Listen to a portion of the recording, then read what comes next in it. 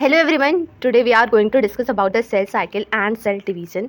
आज की क्लास में बेसिकली हम इस चैप्टर के बारे में डिस्कस करेंगे जो कि क्लास 11th एनसीईआरटी का चैप्टर है। एंड आज की क्लास का टारगेट ये है चूँकि आपकी एनसीईआरटी में ये सेल साइकिल का डायग्राम बना है, इसको डिकोड करना। तो सबसे पहले हम यही आज की क्लास में डील करेंगे एंड फिर वन बाय वन करके हम सारे जो कंसेप्ट है उनका वीडियो फिर बनाते रहेंगे। तो आज की क्लास में स्टार्ट करते हैं सेल साइकिल के बारे में। सेल साइकिल क्या होता है? आपकी एनसीईआरटी की अकॉर्डिंग इसकी जो डेफिनेशन है दैट जो सेल साइकिल होती है, यानी कि साइकिल का मतलब क्या आप देख सकते हैं, this is the cell cycle, right. Cell cycle है एंड सेल साइकिल की डेफिनेशन क्या होती है? What is the definition of the cell cycle? तो सेल साइकिल में क्या होता है, कई सारे सीक्वेंस ऑफ इवेंट्स यहाँ पे चलते हैं। सीक्वेंस ऑफ इवेंट्स यानी कई सारे इवेंट्स यहाँ पे हमें देखने को मिलते हैं। तो बेसिकली जो इसका मतलब क्या है, इसका मतलब ये है जो ये सेल साइकिल है ये इंटरफेस एंड एम फेज में डिवाइड होती है। तो ये आप देख सकते हो इंटरफेस यानी कि जो G1 फेज है, G1 S and G2 phase, ये किस में आते हैं? ये इंटरफेस में आते हैं। G1 S and G2 phase ये इंटरफेस में आता है, वेयर एज एम फेज जो कि बेसिकली कैसा होता है, डिवाइडिंग होते हैं। एंड यहाँ पे क्या होता है बेसिकली, जब आप देखोगे तो यहाँ पे एक G0 फेज आता है जिसको हम क्या कहते हैं, बेसिकली दिस इज़ द यानी कि ये क्वीसेंट स्टेज होती है। और अभी तो हमने बेसिकली ये पढ़ा इसकी डेफिनेशन के बारे में, दैट इज़ कि तो ये होता है यानी कि यहाँ पे सीक्वेंस ऑफ इवेंट चलते हैं।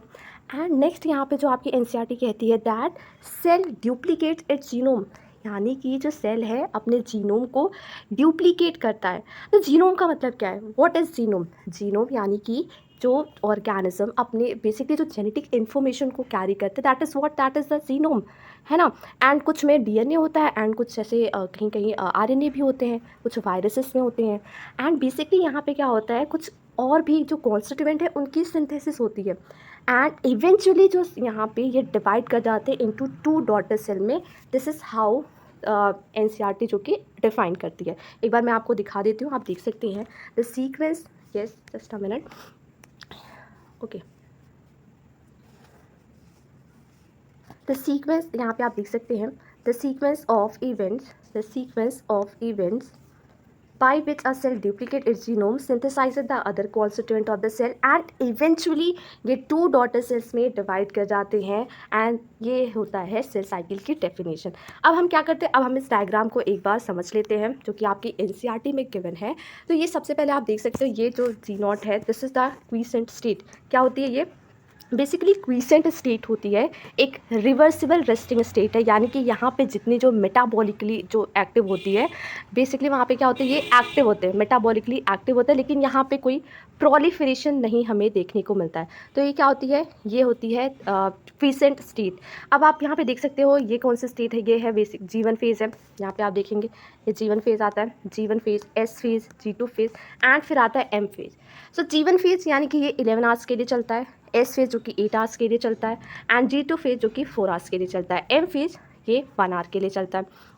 तो ये बेसिकली ये जो फेज है कितने आवर्स के लिए चलता है ये हमने देखा। एंड आगे हम डिस्कस करते हैं इसके बारे में। Just a minute.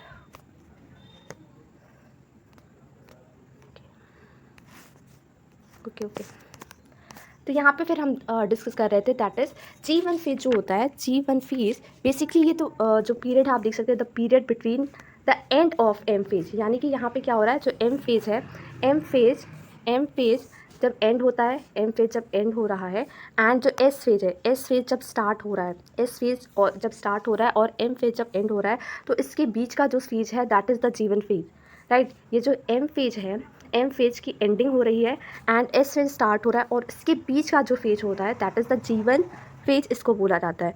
And basically हमने जैसे डिस्कस किया जो G1 फेज है वो 11 आवर्स के लिए चलता है एंड यहाँ पे सेल मेटाबॉलिकली एक्टिव है, बट इस स्टेज में डीएनए का रेप्लिकेशन नहीं होता है, बट जो सेल ऑर्गेनल है वो डुप्लीकेट करती है। अब इसके बाद आता है that is the S phase जिसको हम कहते हैं synthesis phase, right. S phase क्या होता है? एस फेज जो कि एस फेज सिंथेसिस फेज होता है। तो यहाँ पे किस चीज़ की सिंथेसिस होती है इसके बारे में हम डील करते हैं, यानी कि यहाँ पे डीएनए की सिंथेसिस हमें देखने को मिलती है और ये बहुत ही इंपॉर्टेंट है, इससे क्वेश्चन आते हैं। तो डीएनए की सिंथेसिस किस फेज में होती है? एस फेज में होती है।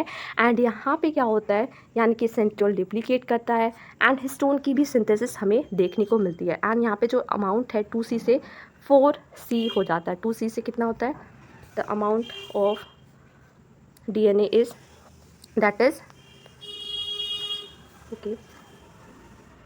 is 2C से 4C, ठीक है। यस अब हम बात कर लेते हैं दैट इज़ G2 फेज़ की। तो G2 फेज़ आप देख सकते हैं यहाँ पे, this is the G2 phase.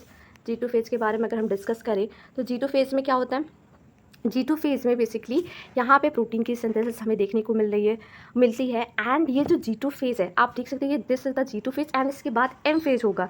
यानी कि ये जो G2 फेज़ है ये अपने आप को प्रिपेयर कर रहा होगा माइटोसिस करने के लिए, डिवाइड करने के लिए। तो यानी कि ये प्रिपेयर कर रहा होता है खुद को बेसिकली नेक्स्ट फेज़ में जाने के लिए।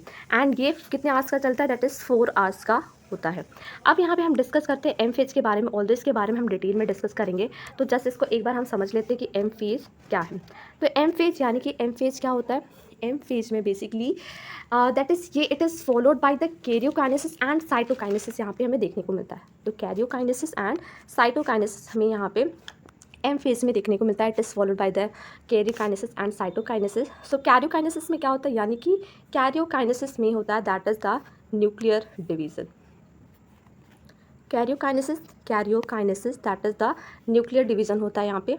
यस कैरियोकाइनेसिस यानी कि nuclear division, right, nuclear division होता है। एंड साइटोकाइनेसिस में क्या होता है, साइटोकाइनेसिस यानी कि यहाँ पे जो साइटोप्लाज्म है वो डिवाइड करता है। साइटोप्लाज्म का जब डिवीजन होता है उसको हम साइटोकाइनेसिस कहते हैं। एंड जो कैरियोकाइनेसिस होता है, कैरियोकाइनेसिस में अगर हम फेजेस की बात करें तो कौन कौन से फेज़ आते हैं, प्रोफेज़, मेटाफेज़ आप देख सकते हो, आप NCERT अपनी बुक में आप देख सकते हैं प्रोफेज़, मेटाफेज़, एनाफेज़, टीलोफेज़। सो प्रोफेज़, मेटाफेज़, एनाफेज़, टीलोफेज़ ये आपके कैरियोकाइनेसिस में देखने को मिलते हैं। एंड इसके बाद आती है दैट इज़ साइटोकाइनेसिस होती है। सो यस इसके बारे में हम डिटेल में नेक्स्ट वीडियो में डिस्कस करेंगे। तो आज की क्लास के लिए इतना ही रखते हैं, मिलते हैं अगली क्लास में। Thank you everyone, thank you.